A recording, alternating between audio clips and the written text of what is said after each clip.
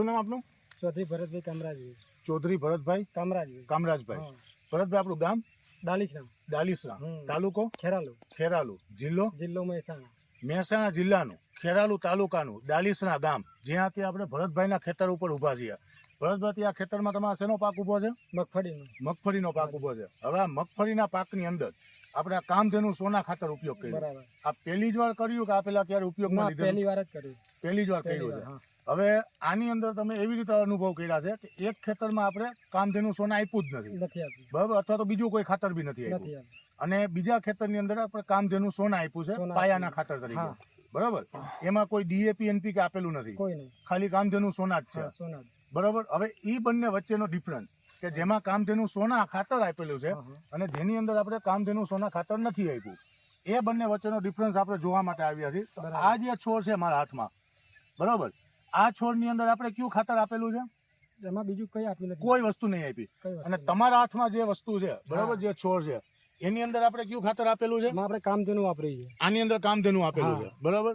તો આ જે ડિફરન્સ દેખાય છે, આની અંદર કામધેનુ સોના આપેલું છે, આની અંદર કોઈ ખાતર આપેલું નથી, બરાબર. આટલો ડિફરન્સ છે બંનેની વચ્ચે.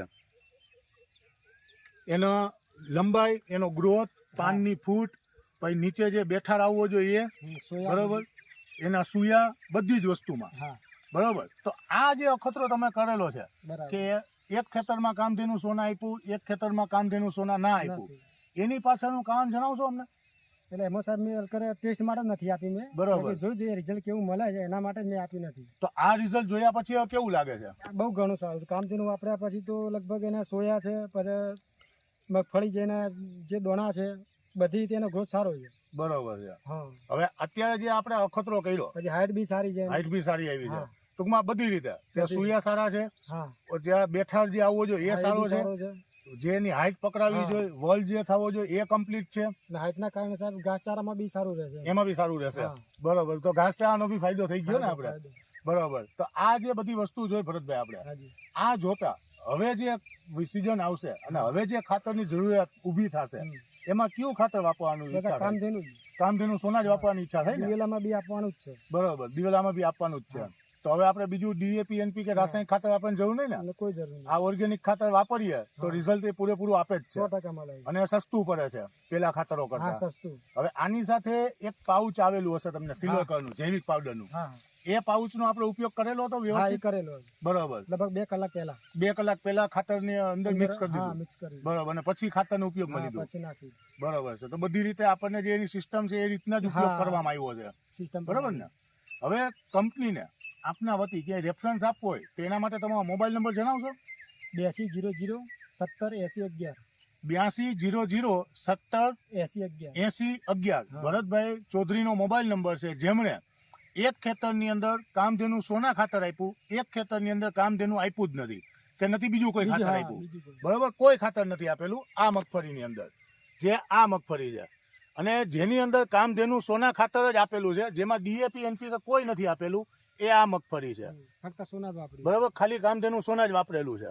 તો આટલો ડિફરન્સ છે ખાતર જેમાં નથી વાપરેલું અને જેની અંદર ખાતર વાપરેલું છે, આ બંનેમાં, બરોબર. અને આપણે બાજુનું એક જ બિયારણ, એક જ ખેતર, બધી ટ્રીટમેન્ટ સરખી, બરોબર ને? કોઈ બીજું એવું નહીં કે ભાઈ બિયારણ બદલ્યું હોય કે ટ્રીટમેન્ટ બદલી હોય, ફરક ફક્ત ખાતરનો જ ફરક છે ને? બિયારણ બી સેમ, પછી એને ફૂગની પાયાની જે દવા આપી એ બી સેમ, બરોબર, દરેક વસ્તુ સેમ, બધું જ સેમ રાખ્યું છે, ફક્ત આમાં કામધેનુ છે, પેલા નથી, બરોબર છે. તો આ બધી વસ્તુથી આપણને ચારામાં બી ફાયદો થયો, નીચે ઉતારામાં બી ફાયદો દેખાય છે, એના જે સુયા બેસવા જોઈએ એ બી વ્યવસ્થિત છે, બધી જ રીતના કમ્પ્લીટ છે આ મગફળી, સારામાં સારી ક્વોલિટીની. ગઈ સાલ કરતા આ વખતે સારું છે, એ બી સારું છે, નકર આ વર્ષે તો વરસાદ બી વધારે પડ્યો છે ને, તેમ છતાં બી બગડી નથી મગફળી, બરોબર ને? તો આ બધી જે આપણે અખતરા કાઢ્યા અને જે આ બધી વસ્તુ આપણે જોઈ, ખાતર વિશેનું જે રિઝલ્ટ તમે તમારા ખેતરમાં અનુભવ કર્યા, આનાથી પૂરેપૂરો સંતોષ?